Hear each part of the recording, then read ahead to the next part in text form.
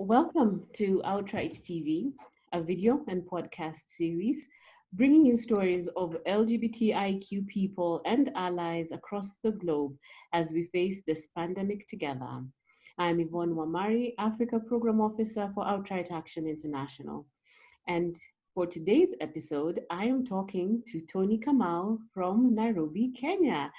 Welcome to Outright TV, Toni. Thank you. Really happy to be here. Thank you for having me on. Great.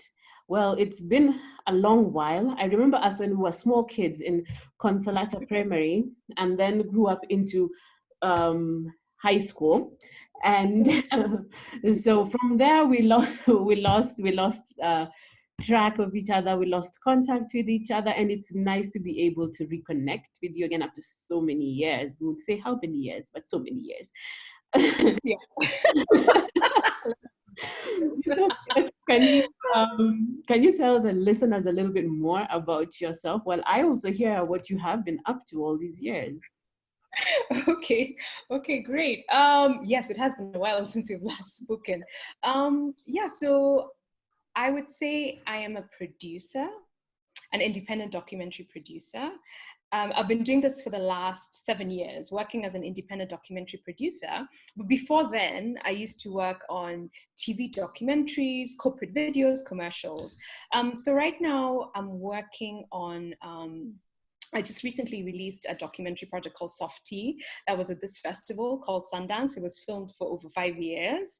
And now the second documentary that I'm currently releasing in festivals as a producer is called I Am Samuel. It's a documentary about a queer Kenyan man, directed by Pete Muremi.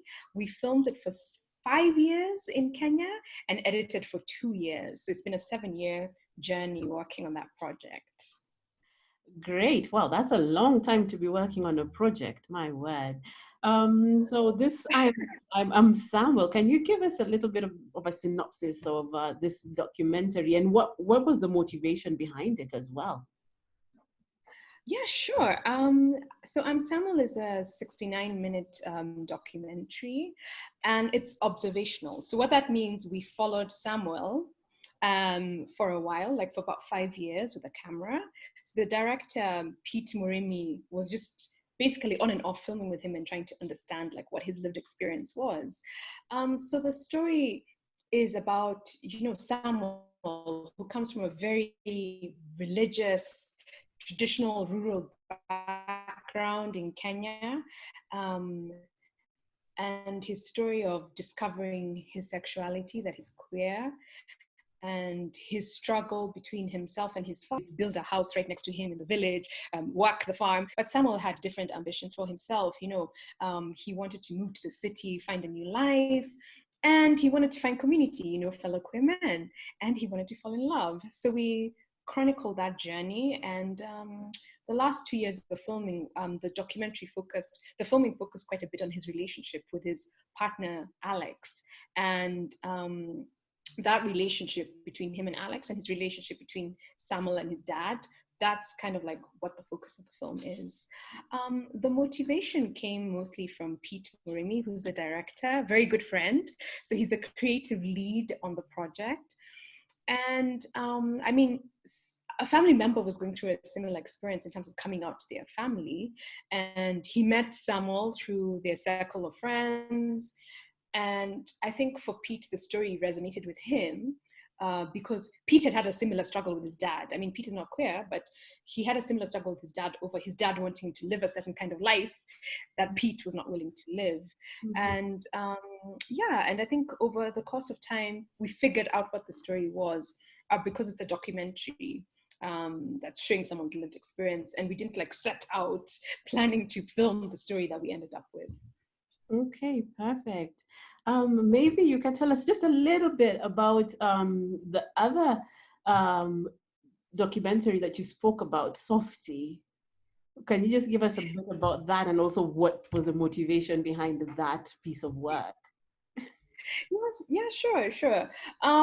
So Softie, it's a documentary about one of Kenya's most prominent activists, called Boniface Mangi.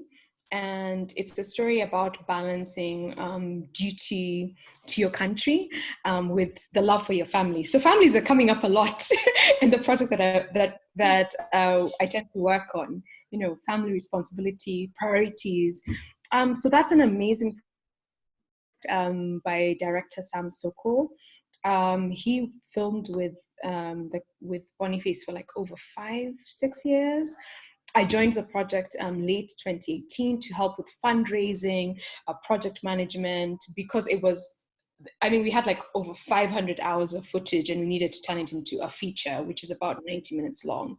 So I came on board to take on the producing role because Samuel was doing both and it was becoming a lot, especially towards the post-production stage. Yeah. Great. And this Softie has been released already in different platforms. So Softie has been doing the festival circuit, which has been interrupted by COVID-19 because we can no longer travel to festivals. But it premiered at Sundance in January 2020. It was at Full Frame Festival. It was at CPH Docs. So it's done some festivals in Europe. It's done some festivals in the States, and it's going to be on POV USA towards the end of the year in October. So it's going to broadcast on POV. We're very excited about that. Great, great. To be honest, I haven't watched Softie yet, so you have to send me the link to that as well. But I did get to watch I Am Samuel, and I think the storyline was amazing, and I would definitely recommend for people to just take the time and take it all in. So when is I Am Samuel being released? So right now, I Am Samuel is showing in the festival circuit outside of Kenya. So we had a world premiere at a festival called Hot Docs. So it showed across Toronto, and we were very excited about that. In fact, I think the last screening was yesterday, June the 7th. And it's now going to show at Human Rights Watch Film Festival across the US from June 11th to June 20th. We will have a live Q&A on the 14th. When it comes to bringing back the film to Kenya and Africa, we're currently working on plans around that. There's nothing solid yet. Although at some point down the line, we definitely want African and Kenyan audiences to watch this film. Yes, I'm hopeful that we do actually get to watch it here on our, and not under court order circumstances, but just having that freedom to be able to say, hey, I want to watch this, and being able to watch it. So looking forward to that. But my next question to you would be, so there's a lot of work going on right now in terms of a release, the festival circuit going on, and the release at Human Rights Watch Film Festival this month, and of course this month being Pride Month. What does it mean for you to have this piece of work being released during Pride Month? And especially, this is a different kind of pride when the COVID pandemic has really negatively affected the lives of LGBTIQ plus people across the globe. Yeah, wow. It's a mixed bag. I mean, first of all, we're so excited that we actually get to show this film somewhere, because it's a 7-year journey and sometimes it feels like there's no end in sight. So we're, first of all, very grateful that we get to show it and that we got into such incredible festivals, because Hot Docs and Human Rights Watch Film Festival are not easy festivals to get into. So the odds were in our favor of getting into the festival. Having a release in Pride Month is so amazing and timely, and we think that it's an amazing opportunity to have diverse stories about what it means to be queer. You know, Samuel is about being African, rural, traditional, queer.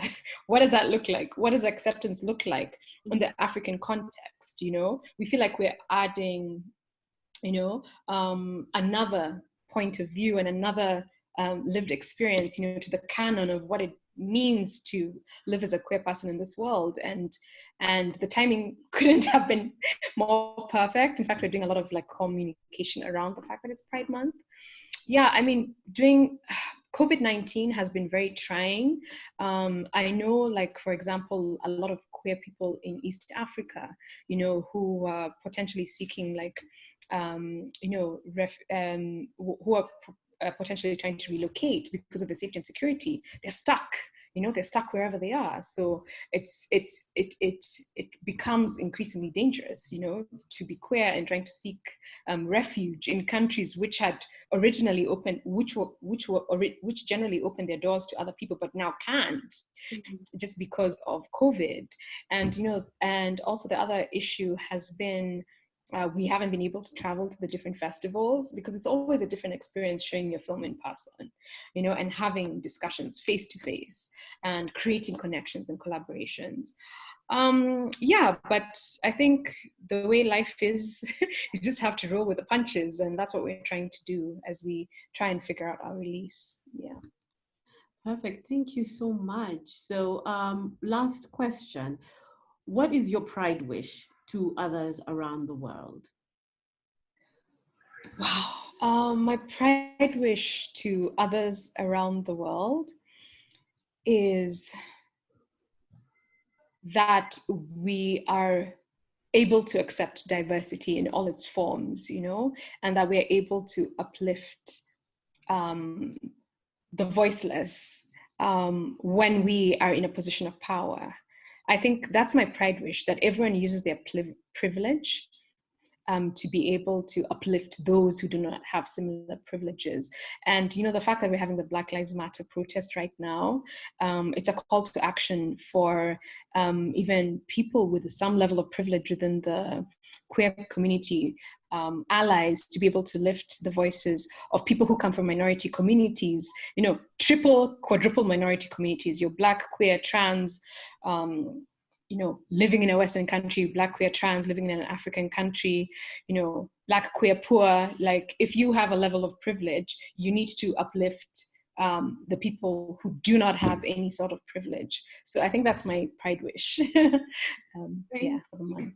Thank you so much, Toni, and thank you for taking the time to speak with me today for Outright TV, a podcast and video series which brings to light stories of LGBTIQ people and allies from across the globe as we face this pandemic together.